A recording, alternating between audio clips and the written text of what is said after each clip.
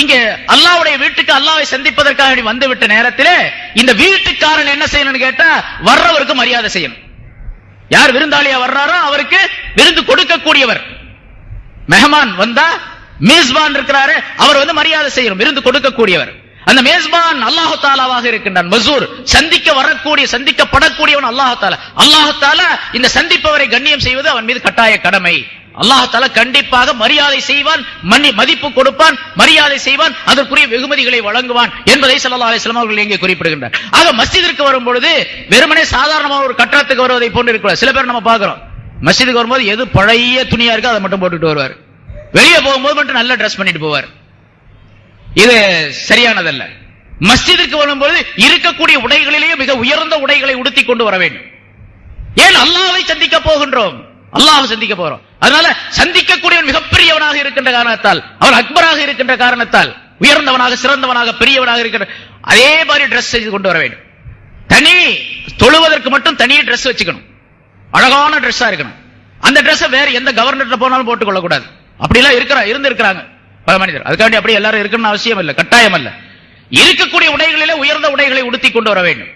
அதே போன்று தொழுகைக்கு மஸ்ஜித் எவ்வளவு உயர்ந்தது, அல்லாஹ்வுடைய வீடு என்ற காரணத்தால் இங்கே வரக்கூடியவர்கள் அசூசையான உடையிலேயோ அசூசையான நாற்றம் எடுக்கக்கூடிய பொருளை சாப்பிட்டு விட்டு வரக்கூடாது. ஸல்லல்லாஹு அலைஹி வஸல்லம் சொல்லுகின்றார்கள், மன் அகல ஹாதிஹி ஷஜரா ஷஜரத்துல் முன்தினா ஃபலா யக்ரபன்ன மஸ்ஜிதனா.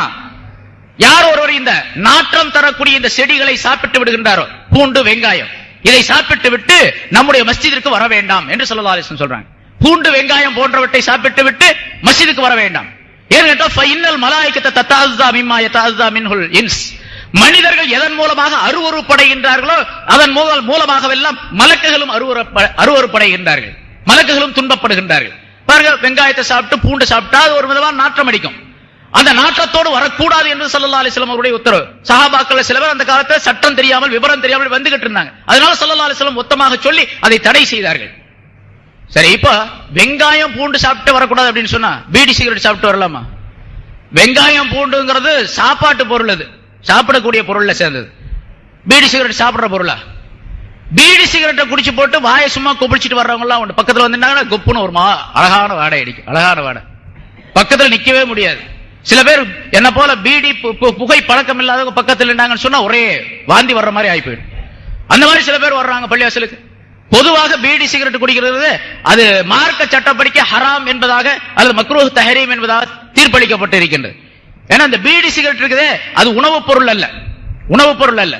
மனிதர்கள் அதை உபயோகப்படுத்துவதன் காரணமாக எந்த விதமான லாபமும் கிடையாது, மனிதர்களுக்கு எந்த விதமான லாபமும் கிடையாது. லாபம் இல்லை என்பது மட்டுமல்ல, நஷ்டம், முழுவதுமே நஷ்டம். சில பேர் கேட்டாங்க, பல இடங்களில் சொல்லி இருக்கிறேன், ஆலிம் ஷாக்கெல்லாம் குடிக்கிறாங்களே, யாரு குடிச்சாலும் அதே சட்டம் தான். ஆலிம் ஷா குடிச்சா என்ன, அடுத்தவங்க குடிச்சா என்ன, குடிக்க கூடாது, மார்க்க சட்டப்படி அது ஹராம் ஆச்சு. சில உலமாக்கள் இடத்துல ஹராம் என்பதாக, மக்காவிலேயே மக்காவுடைய இப்னு பின் பாஸ் அவர்கள் தீர்ப்பளித்திருக்கின்றார்கள் அது ஹராம் என்பதாக. தேவபந்துடைய ஃபத்வா மக்ரூஹ் தஹரீம் என்பதாக. மக்ரூஹ் தஹரீம் சொன்னாலும் அது ஹராமுடைய அந்தஸ்துல உள்ளது. ஏன்னு கேட்டா எல்லா விதமான கேடுகளையும் மனிதனுக்கு உண்டாக்கக்கூடியது.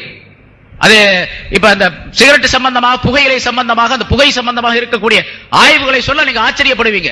22 விதமான, இன்னைக்கு ரேடியோ, இன்னைக்கு நேத்து ரேடியோல கூட சொன்னா 24 விதமான கேடுகள் உடலுக்கு ஏற்படுகின்றன. அதுல தலையானது நிக்கோட்டின் என்று சொல்லப்படக்கூடிய நச்சு பொருள் அந்த புகையிலையில இருக்குது. புகையிலையிலிருந்து தயார் செய்யப்படக்கூடிய எல்லா பொருளும் ஹராம் தான், எல்லா பொருளும் ஹராம், அது எதுவா இருந்தாலும் சரி. சரி, அந்த புகையிலிருந்து தயார் செய்யப்படக்கூடிய பீடி, சிகரெட், புகையிலை, பொடி இது போன்றவற்றை போடுவது, உபயோகிப்பது மட்டுமல்ல, அதை விற்பனை செய்வதும் ஹராம், அதை தயார் செய்வதும் ஹராம். என்னாச்சு இப்படி சொல்றீங்க, எல்லாம் பீடி வியாபாரம் நம்மால தானே இருக்கிறாங்க அப்படிங்காதீங்க. யாரும் செஞ்சாலும் சரி குற்றம் தான். அது வேற, பீடி தயார் செய்யறதுக்கு வேற பேரு வேற, ஏதாச்சும் ஒரு பேரை வச்சு தொலைக்க கூடாது. 313 முர்சலான நபிமார்கள் பீடி பேரு, பிஸ்மில்லா பீடி, 786 பீடி, பீடிக்கு பேருங்க, நபிமார்களுடைய பேரெல்லாம் வந்துருச்சு பீடியில. அதுவே அசலே ஹராம, அதுக்கு பேரு வேற, நபிமார்களுடைய பேரு 786, பிஸ்மில்லா பேரு, அல்ஹம்துலில்லாஹ் பேரு, எல்லா பேரும் வந்துருச்சு. பெரிய ஆச்சரியமான விஷயம். அதான் நான் முதல்ல ஆரம்பத்திலே சொன்னேன், ஹராம ஹராம்னு நினைக்காமலே தெரியாமலே செஞ்சுட்டு இருக்காங்க ரொம்ப பேரு. பீடி சிகரெட் குடிப்பதன் காரணமாக 22 அல்லது 24 விதமான தீமைகள் உடலுக்குள்ளே மனிதனுக்கு ஏற்படுகிறது. அதுல மிக தலையான தீமை என்ன தெரியுமா? நிக்கோட்டின் என்று சொல்லப்படக்கூடிய அந்த நச்சு பொருளின் காரணமாக மனிதனுடைய நுரையீரல், மனிதன் மூச்சு விடுவதற்கு மிகச் சிறந்த சாதனமாக இருப்பது மூச்சுக்குழல். அதுல இந்த நுரையீரல் இருக்குது பாருங்க, ஆட்டுக்கு நுரையீரல் சாப்பிடுவோம், அது வேக வச்சு சாப்பிட்டா அது நறுக்கு நறுக்கு இருக்கு, அது குழாய்கள், சின்ன சின்ன குழாய் டியூபுகள் இருக்கு. மனிதனுடைய அந்த நுரையீரல்ல 25 கோடி குழாய்கள் இருக்கின்றன. 25 கோடி குழாய்கள் அந்த நுரையீரல்ல இருக்கு. ஒரு மனிதன் ஒரு சிகரெட்டை இழுத்து புகையை உள்ள விட்டான் அப்படின்னு சொன்னா அந்த 25 கோடி குழலுக்குள்ளும் அந்த புகை பூந்து விட்டு வெளியே வருது.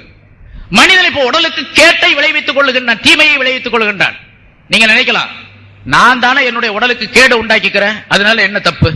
நானே, அடுத்தவங்க செய்யல, நானே என்னுடைய உடலுக்கு தீமையை உண்டாக்கி கொள்ளுகிறேன், அதுல என்ன தப்பு?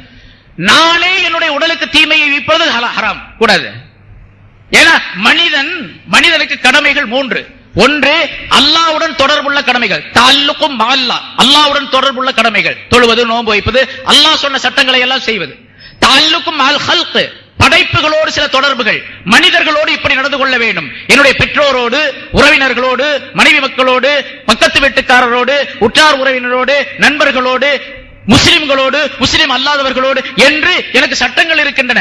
மக்களோடு இப்படி தொடர்பு வைத்து வாழ வேண்டும் என்று சட்டம் இருக்கின்றது. அதே போன்று தஅல்லுகும் மஅன் நஃப்ஸ், என்னோடு சில தொடர்புகள் இருக்கின்றன. நான் தூங்காம இருந்தா உங்களுக்கு என்ன அப்படின்னு கேட்க கூடாது. நான் தூங்காம விழிச்சுக்கிட்டே இருக்கிறேன், தூங்குவதே கிடையாது. அப்படி தூங்குவதே இல்லாததின் காரணமாக, தூங்காமல் விழித்துக் கொண்டிருப்பதின் காரணமாக என்னுடைய உடல்ல நிறைய நஷ்டங்கள் ஏற்பட்டு விடுகின்றன, கேடுகள் ஏற்பட்டு விடுகிறது. இது அல்லாஹ் தஆலா இடத்துல குற்றம். உடலுக்கு கேடு ஏற்பட்டு விடுவது குற்றம்.